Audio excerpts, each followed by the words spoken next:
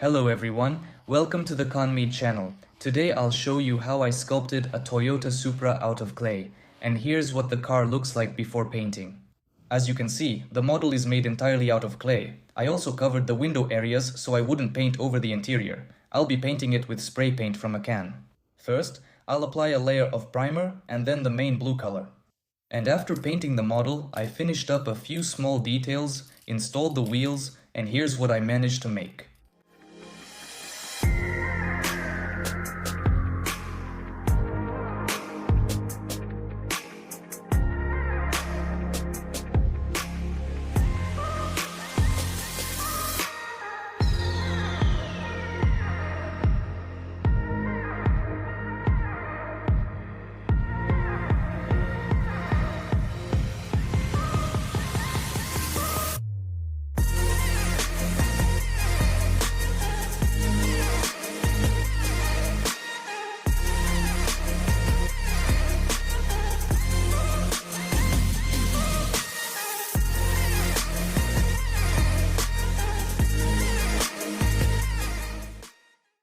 So, now let's move on to a detailed review. For sculpting, I used two types of clay. This is a very hard NSP and also a hard sculpting clay.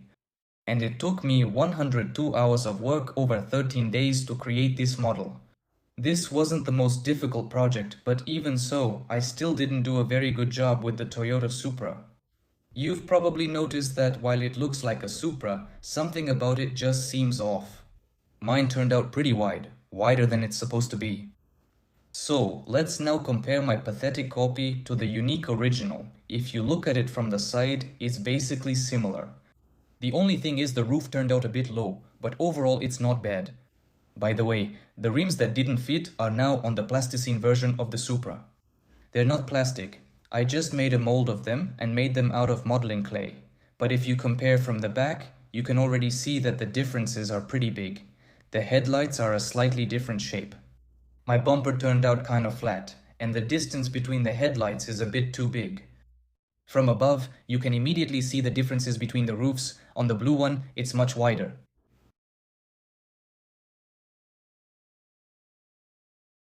And from the front, it's also very noticeable that the blue one is much wider. All these flaws create the impression that there's something wrong with this Supra, and that's actually the case. But that's what handmade work is all about. Even though I make the models using blueprints and also look at them in games and 3D software, mistakes still happen. Since I still do a lot of things by eye because I'm used to it, and I didn't make this model for a collection anyway, so I didn't have a big priority on maintaining high accuracy. When I realized it was too wide, it was already too late to fix. I would have had to sculpt it all over again. But I think if I had this model kit from the very beginning, I could have compared every part and made them the way they should be. That would have been very convenient, and I wouldn't have made such a mistake.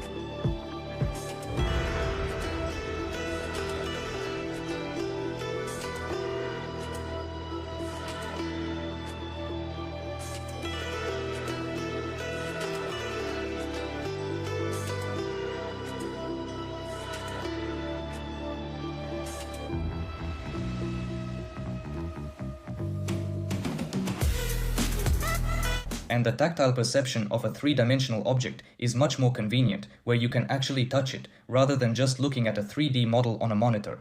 For example, by tactile sensations, you can understand how much the curve from the roof transitions into the rear fender. You can feel it by touching.